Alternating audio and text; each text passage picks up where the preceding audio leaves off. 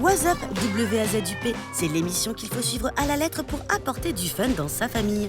Au sommaire, il y a une chanteuse de jazz, Cendrillon 2.0, une jeune prodige et l'anniversaire du jour.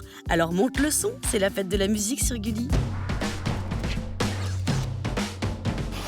Et pour l'occasion, Mélina, une téléspectatrice de Gulli, va faire la connaissance d'une personne incroyable.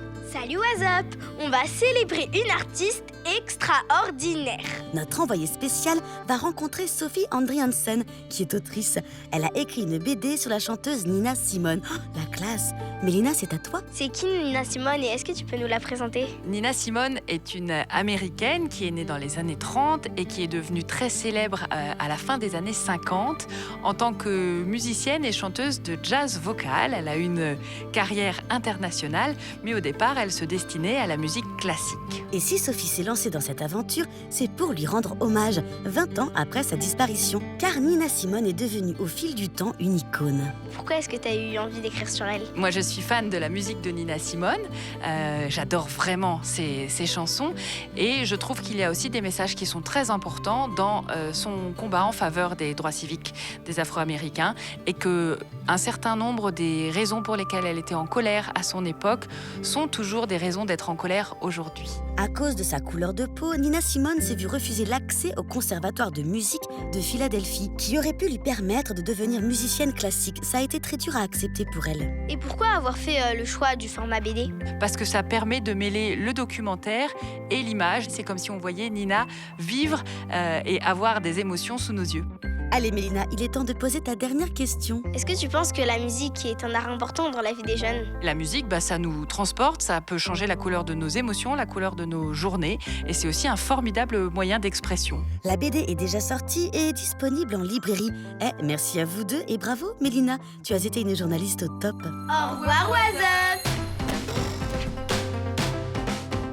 Et on enchaîne avec une nouvelle comédie musicale qui débarque à Broadway. Et grâce à What's Up, on a des images en exclusivité du spectacle.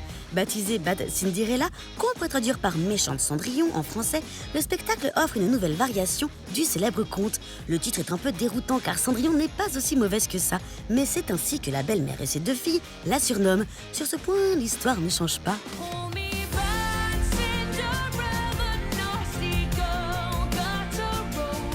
L'action se déroule dans le royaume de Belleville, où tout est beau, les champs, les gens et le prince qui est charmant. Seul Cendrillon et son ami Sébastien détonnent dans ce décor trop lisse. Ils vont devoir se battre pour affirmer leurs différences. Le spectacle se joue actuellement aux États-Unis, mais on espère que les 33 danseurs et les 17 musiciens poseront un jour leurs valises ici, en France.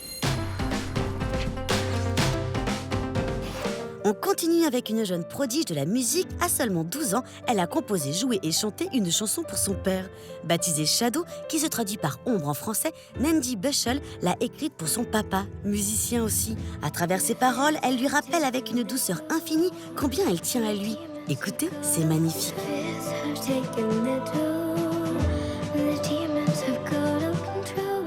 Depuis ses 6 ans, Nandy publie des vidéos sur sa chaîne et s'amuse à faire des reprises de ses morceaux rock préférés. Multi-instrumentiste, elle est devenue un vrai phénomène et affronte les plus grands musiciens du monde. La musique est une histoire à partager et cela montre l'importance de la transmission. En tout cas, son papa doit être vraiment fier d'elle.